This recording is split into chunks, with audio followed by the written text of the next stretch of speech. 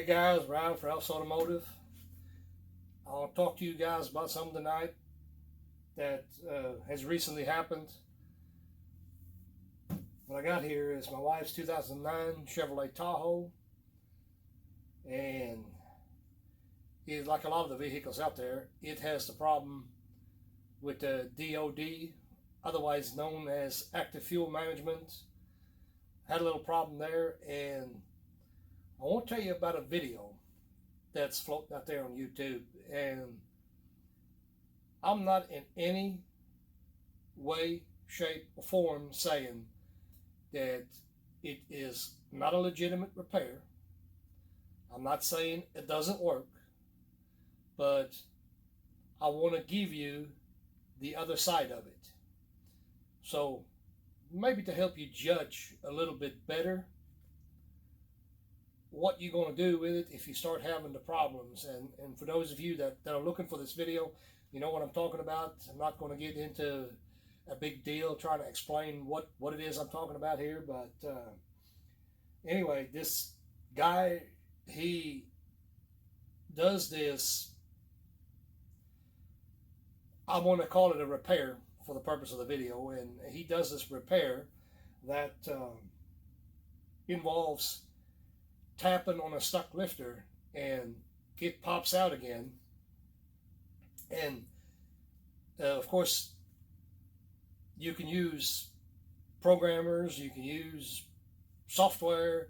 I mean, lots of options to turn the active fuel management off on these Chevrolets. But anyway, that's neither here nor there.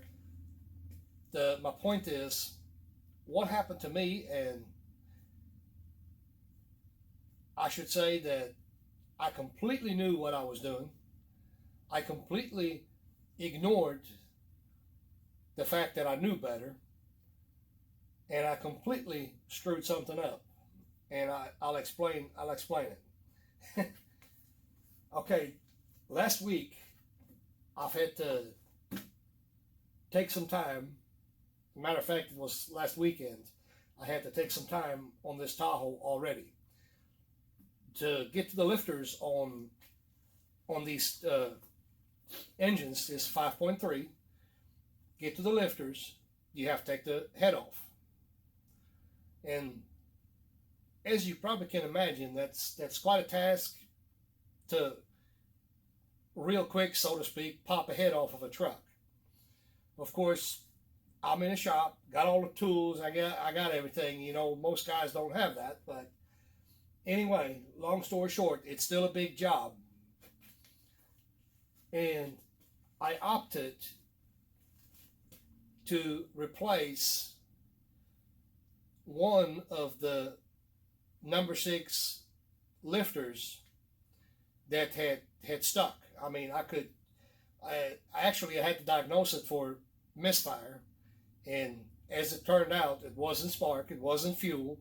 It ended up not having compression because obviously the lifter was hung. So I've actually verified it, you know, cranking it with the valve covers removed. I verified which one it was. Wasn't a problem. But I opted to only change one lifter. Okay. So now, for the rest of the story, since I'm standing in front of the truck right now, you can imagine what happened. Exactly that happened again. So alrighty then, guys. Well, I'm gonna cut into the video right there, and we're gonna go a different route with this because I've had some problems, and there's some unforeseen things that happened. So I'm just gonna go ahead and explain exactly what happened. That way we're going to continue this video, maybe install. I'm going to do a reverse install, see if I can make that happen. As you can see up here,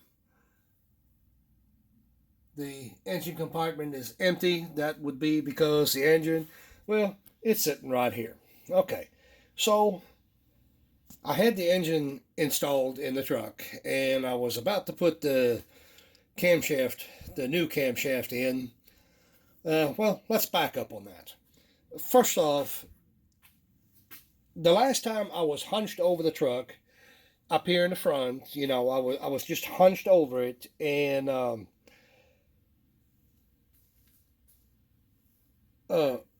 I kind of looked in the hole where the number 6 lifters go. I did look in there.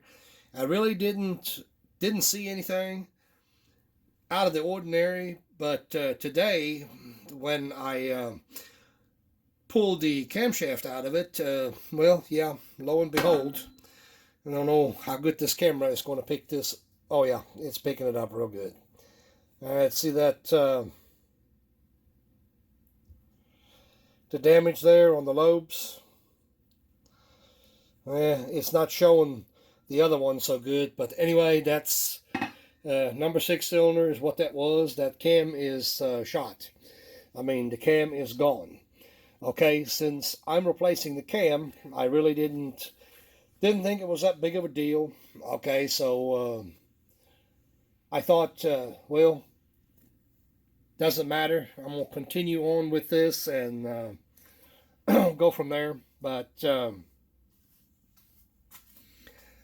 after I got to looking in the front, and it don't take much for the camera to show this, so let's get right in there. Bam, there is damage all over the place. It's actually all of them inside of there. I don't know how good we can see this, but take my word for it, there is damage on all of them. I mean, the actual babbitt on these bearings is completely gone. So that definitely needs to be fixed. We can't,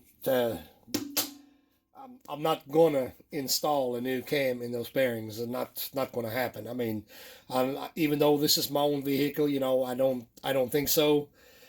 I've prepped everything else today.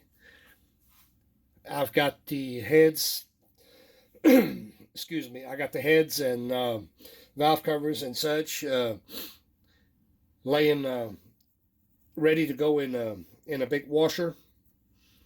I've got all the carbon off the valves, and I'm going to do that. I'm probably going to, well, I haven't decided yet.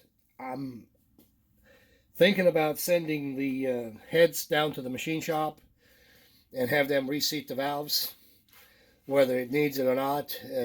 I mean, I'm this far now. I figure what's a little bit more work now? You know, I don't think it's too big of a deal. I'm gonna continue making this video.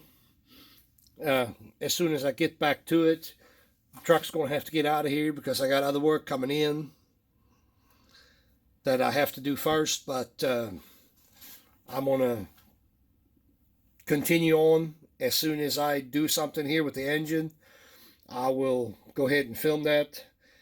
I'm gonna try to film the installation, the removal and the installation of the new cam bearings. About the cam bearings, there is a revision that GM has.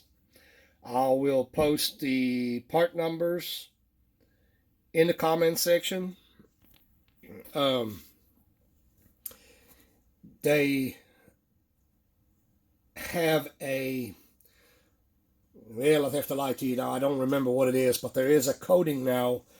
The revision that they have done, there is a coating on them. They actually look black. They're no longer the silver gray that you're accustomed to when you buy cam bearings. And they have some kind of a coating, and it makes them look black. Excuse me. And like I said, I will put those new part numbers, I will put them in the description. I do advise everybody that has to do the same thing I'm doing here. I do advise them to go ahead and put the OE back in, because the aftermarket, the best that I could find, of course it is the weekend, I cannot really find a whole lot of information on the internet about it, but I don't think that the aftermarket has adapted any kind of coating on their bearings yet. I'm going to definitely go with the OE. I'm going to use those. I mean, if you go with the aftermarket, I'm sure that's fine. I'm sure it'll be perfectly fine.